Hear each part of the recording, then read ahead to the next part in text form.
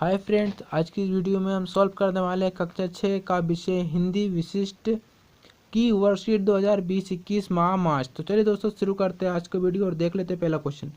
तो पहले क्वेश्चन में हमसे क्या पूछा गया है कि मैं श्रीमद् भगवत गीता हूँ, पाठ के आधार पर बताइए हमारे आचरण का प्रभाव हमारे जीवन पर किस प्रकार पड़ता है। इस पाठ से क्या क्या सीख मिलती है। ठीक है दोस्तों, तो चलिए देख लेते हैं इसका आंसर। तो इसके आंसर में हम लिखेंगे कि श्रीमद् भगवत गीता के उपदेश वर्तमान समय में भी प्रासंगिक हैं। हमारे आचरण का प्रभाव हमारे जीवन पर भी पड़ता है। आज भी न्याय अन्याय धर्म अधर्म का युक्त व्यक्ति के अंदर चल रहा है। स्वार्थ और असुरी प्रवृत्तियां आज भी समाज में संघर्ष तनाव तथा भय पैदा करती हैं। इस पाठ से हमें यह शिक्षा मिलती है कि ज्ञान का सही अर्थ स्वयं को जानना है। ठीक है दोस्तों, चलिए अब देख लेते हैं हमारा क्वेश्चन नंबर 2। तो क्वेश्चन नंबर 2 है जिसमें हमसे पूछा गया है कि यदि आपको एक दिन के लिए आपकी कक्षा का शिक्षक बना दिया जाए तो आप कक्षा का संचालन किस प्रकार करेंगे, लिखिए। तो इसके आंसर में आपको लिख देना है कि यदि मुझे एक दिन के लिए अपनी कक्षा का शिक्षक बना दिया जाए तो मैं विद्यार्थियों को उनकी रुचि के अनुसार जो उन्हें पसंद है वे पढ़ाने का प्रयास करूंगा, जिससे बच्चों में तनाव का कम रहे। ठीक है दोस्तों, चलिए अब देख लेते हैं हमारा क्वेश्चन नंबर 3।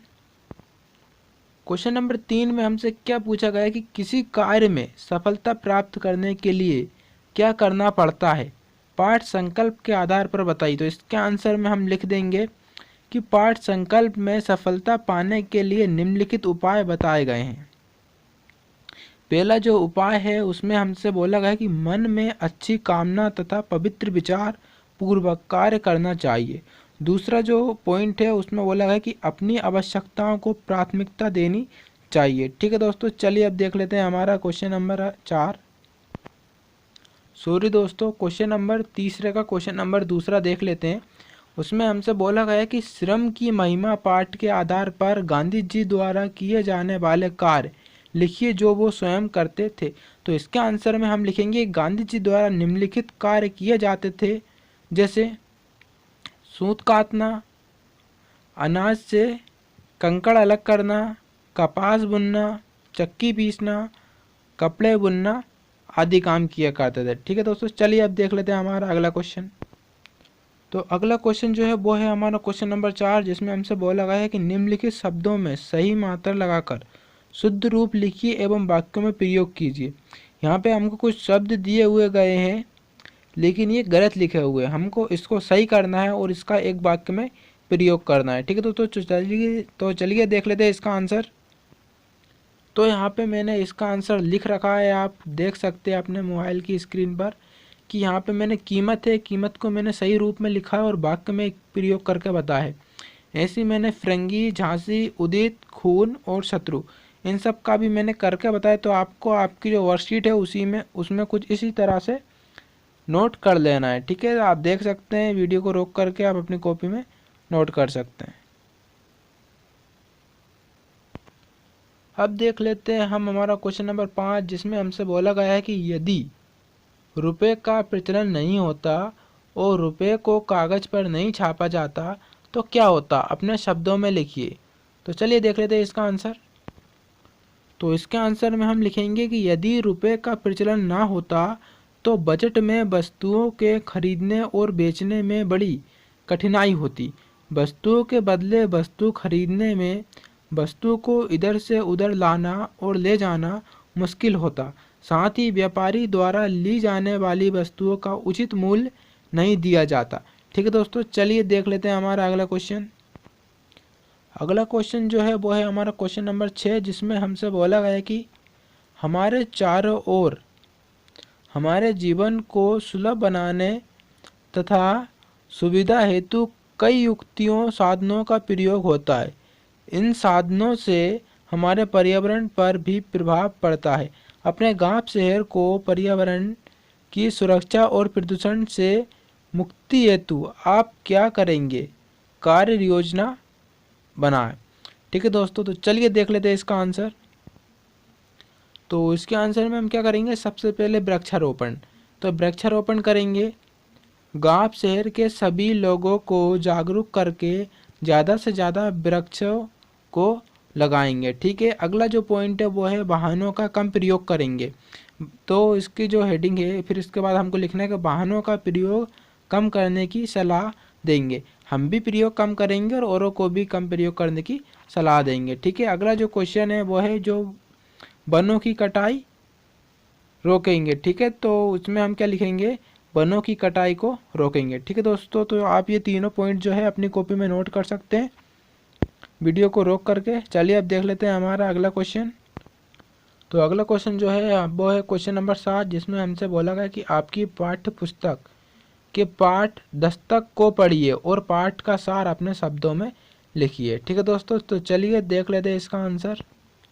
तो इसके आंसर में लिखेंगे कि लेखक की पत्नी शीला नहीं चाहती कि वे सदा सामाजिक कार्यों में ही लगे रहें।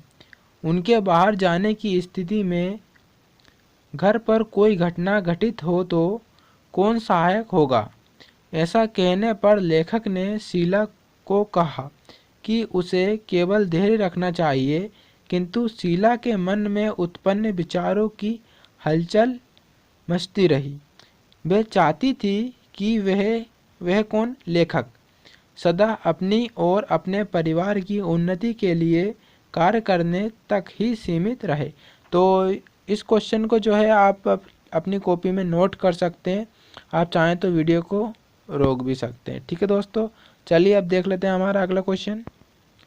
तो अगला जो क्वेश्चन है वो है हमारा क्वेश्चन नंबर 8, और इसमें जो है हमको एक गद्यांश दिया गया है यहाँ से लेकर यहाँ तक, और नीचे बोला गया है कि उपयुक्त गद्यांश में सर्वनाम शब्द हटाकर उचित संज्ञा लिखकर पूरा गद्यांश फिर से लिखिए और दोनों में तुलना कर पता कीजिए कि उनमें क्या अंतर है तथा भाषा पर उसका क्या प्रभाव पड़ रहा है। ठीक है, तो इसके आंसर में आपको क्या करना है, कुछ इस तरह से इसका आंसर लिख देना है, जैसे कि आप देख पा रहे हैं। ठीक है, अब चलिए देख लेते हैं हमारा अगला क्वेश्चन।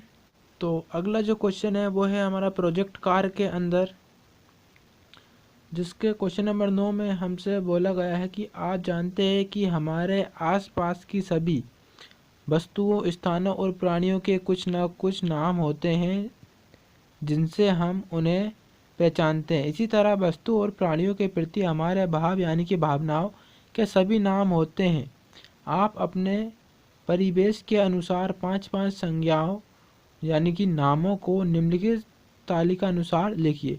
ठीक है, तो यहाँ पे सारणी बनी हुई दी है, इस सारणी को मैंने फिल कर रखा है, आप इसी को देख करके नोट कर सकते हैं। ठीक है, आपको ज़्यादा कुछ करने की ज़रूरत नहीं है, जैसा मैंने लिखा आप वैसा ही नोट कर सकते हो। चलिए अब देख लेते हैं अगला क्वेश्चन। तो अगला जो क्वेश्चन है इसी का क्वेश्चन नंबर 9 का दूसरा, उसमें हमसे क्या बोला है कि मन के किसी भाव को व्यक्त करने वाले चेहरे यानी कि मुख का चित्र बनाइए। जैसे कि हमको यहाँ पे एक बना के दिया हुआ है, तो आपको बाकी के जो है वो बना देना है। तो मैंने यहाँ पे 3 और बना करके रख रखे हैं, जिसमें कि तीनों में वो स्माइल कर रहे हैं, एक में ज़्यादा, एक में कम, एक में और ज़्यादा। ठीक है, तो उसी का क्वेश्चन नंबर 3 में हमसे क्या पूछा गया है कि आप अपनी पाठ्य पुस्तक के किन्हीं 2 पाठों में आए संज्ञा शब्दों को खोजकर लिखिए। तो यहाँ पे मैंने खोज करके लिख रखा है, जैसे कि हो गया पशु। पशु क्या है, वो एक जाति है। ठीक है, तो मैंने यहाँ पे ब्रैकेट में जाति भी लिख रखा है। जैसे सुंदरता हो गया तो वो क्या है, गुण है। ठीक है, ऐसे में जैसे मोहन है तो वो क्या है, व्यक्ति है। दिल्ली है तो वो क्या है, स्थान है।